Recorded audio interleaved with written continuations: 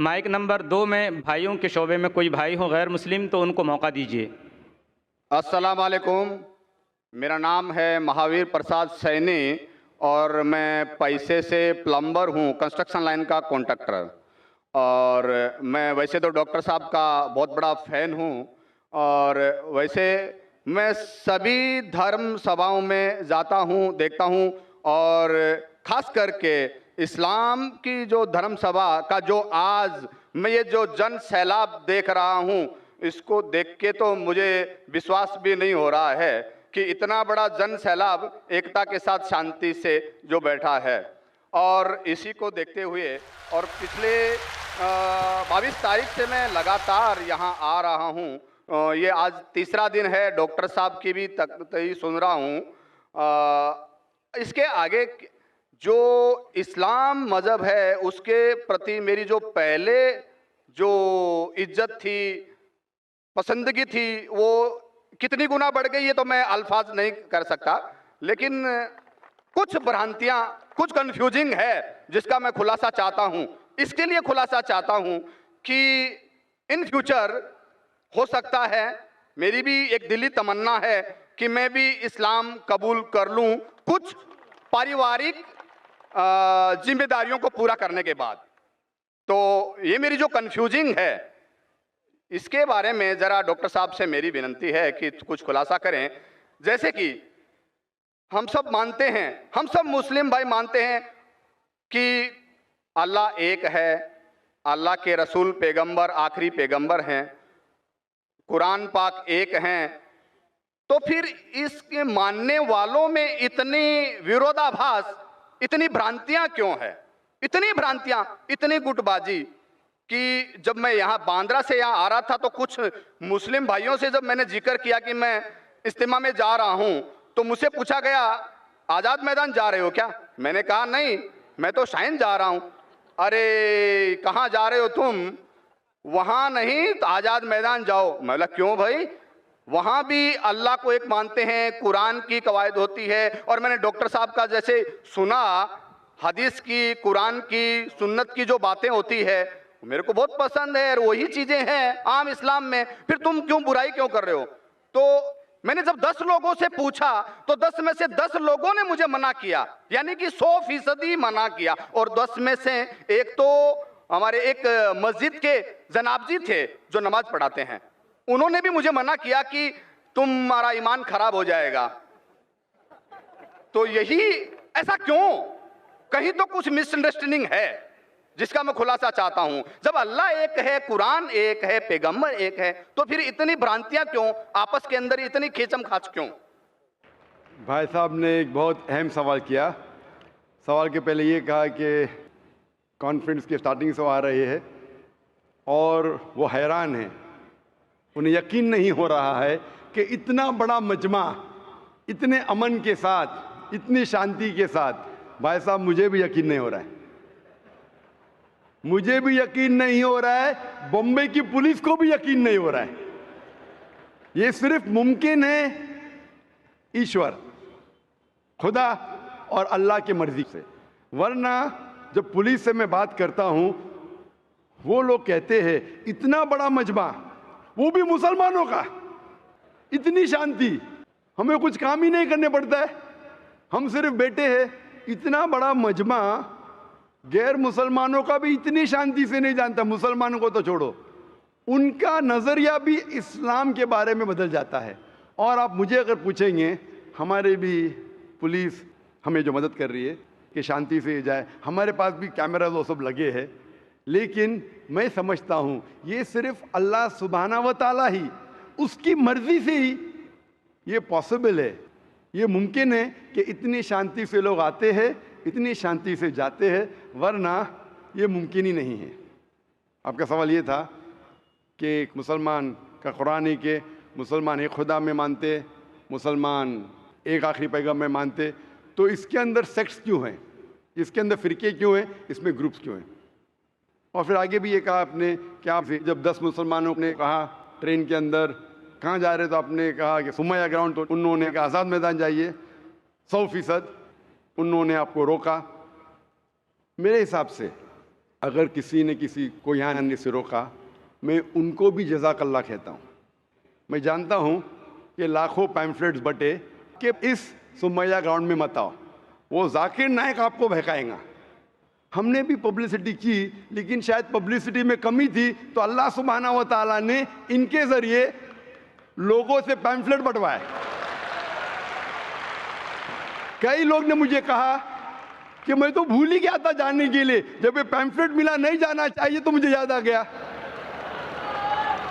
کتنے لوگ نے مجھے کہا کہ میرے جانے کا ارادہ نہیں تھا سمیہ گراؤنڈ میں, جب یہ ملا کہ یہ ذاکر نائک بھڑکاتا ہے ہم دیکھیں گے کیسا بھڑکائیں گا کیسا بہکائیں گا. ہم بھی تو دیکھے, کئی لوگ آ رہے دیکھنے کے لیے. تو الحمدللہ میں ان کا شکر گزار ہوں, میں ان لوگوں کا شکر گزار ہوں جو لوگ نے پیمفلیٹ بانٹا, جو لوگ کہہ رہے مت آئیے, ان کا شکر گزار ہوں. میں ہمیشہ مانتا ہوں اللہ سبحانہ و تعالیٰ میں, قرآن میں اللہ تعالیٰ کہتے ہیں سورہ عمران میں سورہ نمبر 3 آیت نمبر 54 میں, مکروا مکر اللہ واللہ خیر الماکرین. انہوں نے پلاٹ کیا, پلان کیا, اللہ سبحانہ و تعالیٰ نے بھی پلاننگ کی. سب سے بہترین ہے اللہ سبحانہ و تعالیٰ. شاید ہمارے پبلسٹی میں کمی رہ گئی تھی تو اللہ سبحانہ و تعالیٰ نے اور پلاننگ کیا. اور مجھے ان سے کوئی گلا شکوہ نہیں ہے, مجھے کوئی گلا شکوہ نہیں ہے. میں ان کو جزاک اللہ کہتا ہوں اور میں اللہ سبحانہ سے درخواست کرتا ہوں کہ مجھے اور ان کو ہدایت دے. آپ کا جو مین سوال تھا کہ جب مسلمانوں کا قرآن ایک, مسلمانوں کا جو اللہ ہے, خدا ہے, ایشور ہے ایک, پیغمبر ایک, تو فرقے کیوں گروپزم؟ اس کا جواب ہے قرآن مجید میں سورہ ال عمران سورہ نمبر 3 آیت نمبر 103 میں, وَاعْتَصِمُوا بِحَبْلِ اللَّهِ جَمِيعًا وَلَا تَفَرَّقُوا. آپ لوگ اللہ کی رسی کو مضبوطی سے پکڑو اور آپس میں مت بٹو. قرآن مجید میں لکھا ہے اللہ کی رسی کو مضبوطی سے پکڑو. اللہ کی رسی کیا ہے؟ یہ قرآن مجید اللہ سبحانہ و تعالیٰ کی رسی ہے. ہم مسلمانوں کو اللہ سبحانہ و تعالیٰ کہتے ہیں کہ قرآن مجید کو مضبوطی سے پکڑو اور آپس میں فرقے مت بناؤ, آپس میں مت بٹو. اور اللہ تعالیٰ فرماتے ہیں قرآن مجید میں سورہ نساء میں سورہ نمبر 4 آیت نمبر 59 میں, اطیعوا اللہ اطیعوا الرسول. آپ اللہ کی اطاعت کرو اور اللہ کے رسول کی اطاعت کرو. اور اللہ تعالیٰ فرماتے سورہ انعام میں سورہ نمبر 6 آیت نمبر 159 کہ جو لوگ اس دین اسلام میں فرقے بناتے ہیں, یا رسول تمہیں ان سے کوئی لینا دینا نہیں ہے, اللہ سبحانہ و تعالیٰ ان کو دیکھیں گے آخرت میں. مطلب جو کوئی اسلام میں فرقے بناتا ہے اسے اللہ کے رسول سے کوئی لینا دینا نہیں, یعنی فرقے بنانا حرام ہے.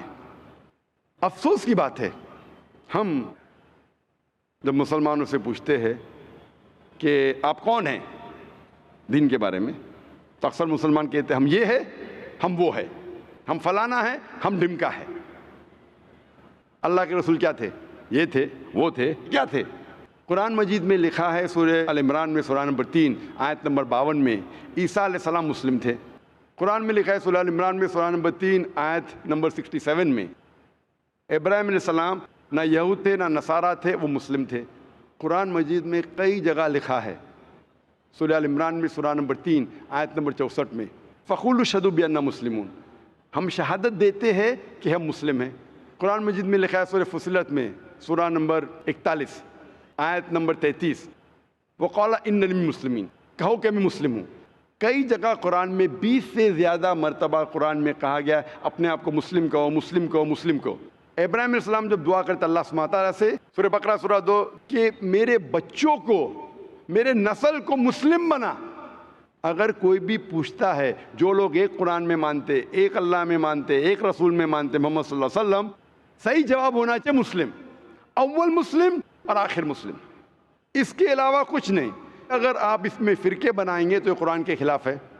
محمد صلی اللہ علیہ وسلم کہتے ہیں, صحیح حدیث ہے سنن ابو داؤد میں والیوم نمبر 5 حدیث نمبر 4596, جو اللہ کے رسول فرماتے کہ مسلمان 73 فرقے میں بٹیں گے. اللہ کے رسول نے فرمایا بٹیں گے, یہ نہیں کہا کہ بانٹو. اللہ کہتا ہے مت بانٹو. اللہ کے رسول جانتے ہیں اللہ کے کہنے کے بعد کہ مت بانٹو, پھر بھی یہ مسلمان لوگ اسلام کو فرقے میں بانٹیں گے. اور ایک حدیث اللہ کے رسول کی ترمذی کی، جس میں اللہ کے رسول نے فرمایا کہ مسلمان 73 فرقے میں بٹیں گے اور ان میں سے ایک ہی جنت میں جائے گا۔ جب صحابہ نے پوچھا کون سا فرقہ، کون جائیں گا جنت میں، اللہ کے رسول فرماتے وہ لوگ جو میرے باتوں پہ عمل کرتے ہیں، وہ لوگ جو قرآن اور صحیح حدیث پہ عمل کرتے ہیں۔ تو جو لوگ اللہ کی رسی کو مضبوطی سے پکڑتے ہیں، صرف وہ لوگ جنت میں جائیں گے۔ ہمیں اسلام، دین اسلام کو کوئی بھی فرقے میں بانٹنے کی ضرورت نہیں۔ اسلام کو فرقے میں بانٹنا غلط ہے، اور جو بھی کوئی مسلمان اسلام کو فرقے میں بانٹتا ہے وہ ایک صحیح مسلمان نہیں ہے۔ ہمیں صرف اللہ اور اللہ کے رسول میں ماننا چاہیے اور اس پہ ایمان لانا چاہیے۔ جو بھی اختلاف ہے، اختلاف کا مطلب یہ نہیں کہ ہم فرقے میں بٹ جائیں۔ اختلاف ہے تو اس کا حل کرو قرآن اور حدیث کی روشنی میں، جو قرآن اور حدیث کہتا ہے اس کے اوپر عمل کرو۔ تو صحیح چیز یہ ہے کہ ہمارے دین اسلام میں کوئی فرقے نہیں، جو بھی کوئی اسلام میں فرقے بناتا ہے وہ غلط کرتا ہے۔ اور آپ نے کہا اپنے سوال میں کہ کچھ سوالات ہیں اور ہو سکتا ہے کہ بہت جلد آپ اسلام قبول کریں گے، آپ کے پاس کچھ مشکلات ہے، لیکن میرے آپ سے درخواست ہے کہ ہمیں نہیں پتہ ہم کتنا جینے والے ہیں۔ اگر آپ کو یقین ہو چکا ہے کہ دین حق کا دین ہے، اگر آپ سوچیں گے کہ انشاءاللہ میں 1 ہفتے بعد کروں گا یا 2 ہفتے بعد کروں گا، 1 مہینے بعد کروں گا، میرا ذرا کام باقی ہے، 1 مہینے میں ایسا ہو جائے گا ویسا ہو جائے گا، نیا فلیٹ مل جائے گا میں اس میں جاؤں گا، جو بھی ہے، کسی کو نہیں پتہ ہم کل کا سورج دیکھنے والے کہ نہیں، نہ مجھے نہ آپ کو۔ میرے پاس کوئی گارنٹی نہیں میں کل کا سورج دیکھوں گا کہ نہیں، انشاءاللہ امید ہے دیکھوں گا، لیکن میں یہ نہیں کہہ سکتا ہوں، مجھے نہیں پتا میری زندگی کتنی لمبی ہے کتنی بڑی ہے۔ تو اسی لیے اگر آپ کو یقین ہو، یقین نہیں ہوا تو مت قبول کرو، یقین ہو گیا تو میری یہ درخواست ہے آپ سے کہ آپ کو اگر یقین ہو گیا کہ اللہ ایک ہے، اس کے پیغمبر محمد صلی اللہ علیہ وسلم آخری پیغمبر ہے اور یہ دین حق کا دین ہے، تو آپ اس میں دیر مت کیجئے۔ مشکلات تو آتے رہیں گے، آپ قبول کرو یا نہیں کرو، قبول کرنے کے بعد بھی آئیں گے، نہیں کرے تو بھی آئیں گے، یہ ہمارے لیے امتحان ہے۔ جس طریقے سے اللہ تعالیٰ فرماتے ہیں قرآن مجید میں سورہ ملک میں سورہ نمبر 67 آیت نمبر 2 میں، الذی خلق الموت والحیات، اللہ سبحانہ و تعالیٰ نے موت اور زندگی دی آپ کو پرکھنے کے لیے آپ کتنے اچھے ہیں۔ تو یہ ہمارے لیے ایک ٹیسٹ ہے، ہمارے لیے امتحان ہے۔ تو اس لیے میں درخواست ہے اگر آپ کو یقین ہے کہ دین الحق ہے اور صحیح مذہب ہے، آپ اس کو قبول کرنے میں دیری مت کیجیے۔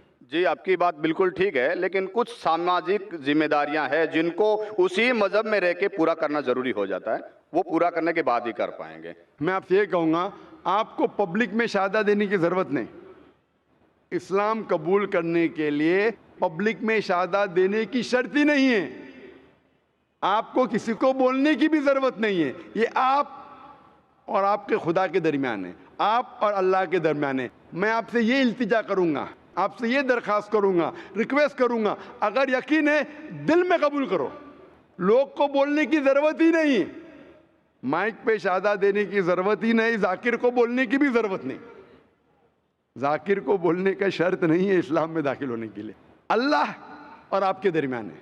آپ کم از کم دل میں ایمان لاؤ، اللہ کو مانو، یہ مانو کہ خدا ایک ہے، اس کے علاوہ کوئی معبود نہیں، یہ مانو کہ آخری پیغمبر محمد صلی اللہ علیہ وسلم ہے۔ اناؤنس آپ 1 ہفتے بعد کرو، 2 ہفتے بعد کرو، 1 سال کرو، 2 سال بعد، اس میں کوئی اعتراض نہیں۔ اناؤنس کرنا ہر ایک کو کہنا ضروری نہیں، لیکن اگر آپ کے کچھ مشکلات ہے جیسا حل ہو جائیں گے تب اناؤنس کر سکتے ہیں، لیکن دل میں تو کم از کم مان لو۔ انشاءاللہ میں دعا کروں گا کہ اللہ تعالیٰ آپ کی مدد کرے اور آپ کی مشکلات کو جلدی جلدی دور کرے۔ جزاک اللہ۔